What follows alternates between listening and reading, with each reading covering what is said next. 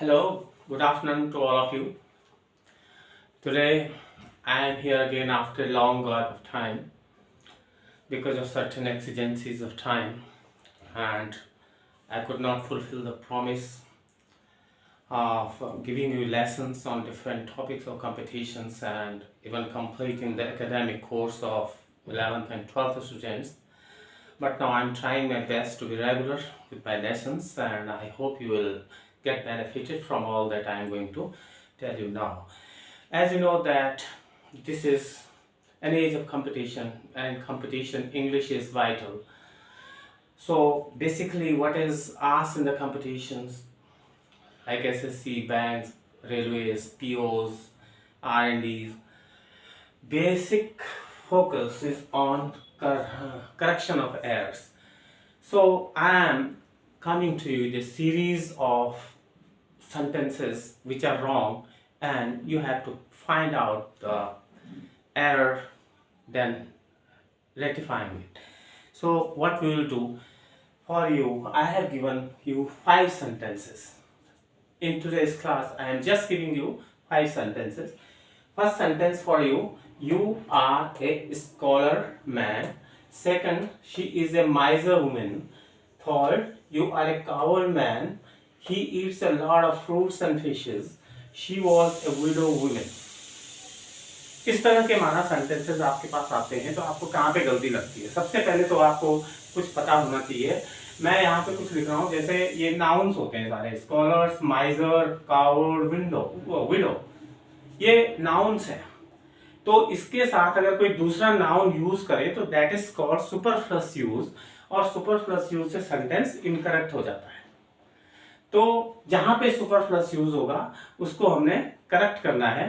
तो आपने देखा यहाँ पे क्या है, you are a scholar man. Scholar itself is a noun and man is also a noun. तो ये भी नाउन है, ये भी नाउन है, तो दोनों नाउन कैसे यूज हो सकते हैं? इसका मतलब एक नाउन हम स्कॉलर कहना चाहते हैं तो इस नाउन को हटा दो, इसका बनेगा यू आर ए स्कॉलर। अब अगर आप मैन लिखना ही चाहते हैं तो क्या होगा, इसका एडजेक्टिव बनाना पड़ेगा। क्या बनाना पड़ेगा? एडजेक्टिव। तो आप और करके स्कॉलरली मैन लिख सकते हैं, ये सही हो जाएगा। या तो आप ओनली स्कॉलर लिखिए या स्कॉलरली मैन लिखिए। अगर आप स्कॉलर मैन लिखते हैं तो गलत हो जाएगा। यहाँ पे मैन नाउन है और आपकी विशेषता एडजेक्टिव बना दिया हमने इसका, इसलिए ये सही हो जाएगा। लेकिन scholar man is absolutely wrong.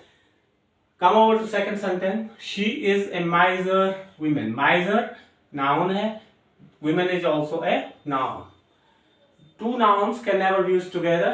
I have already told you. You have to remove this. तो she, जब she कह दिया तो नेचुरली वुमेन ही होगी, he होता तो मैन होता। तो हम कह सकते हैं she is a miser. Clear?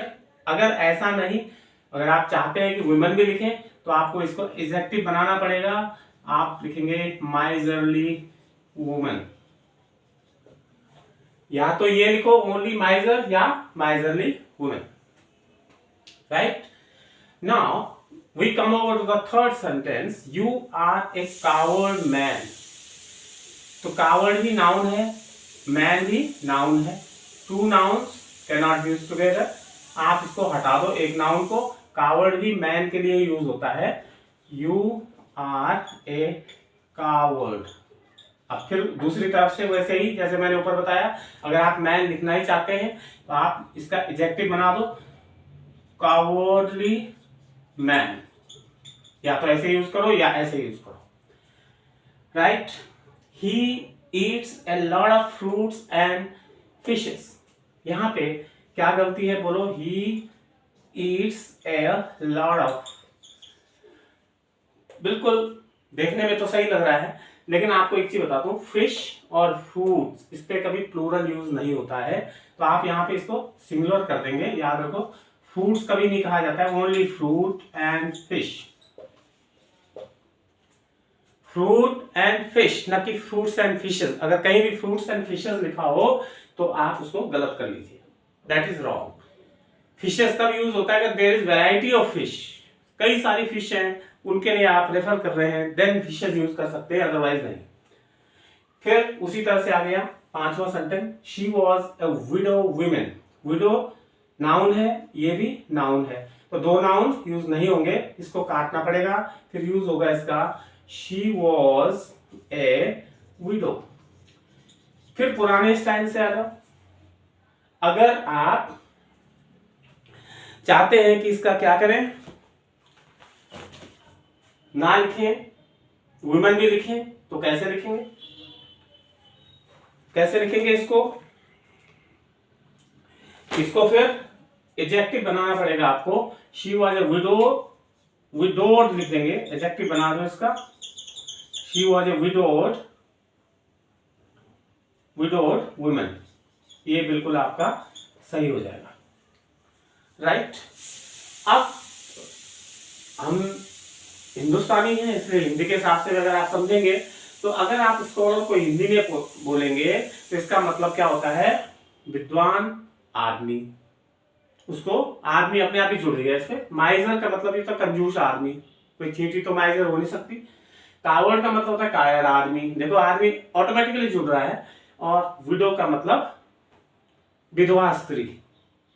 तो जब ऑलरेडी हिंदी के हिसाब से भी आपने देखा इसमें वो शब्द कंसिस्ट करता है, तो उसको हमें अलग से नहीं लिखना होता है। यह है आपके 5 सेंटेंसेस का एक ग्रुप जो मैंने अभी आपको बना के दिया। इसके बाद दूसरी क्लास में 5 सेंटेंस के ग्रुप लेके और आऊंगा। Unfortunately I have seen that most people must have been disappointed after I missed some classes, but now I want to promise you to be regular. It's okay now. Bye bye. Subscribe to my channel and like it.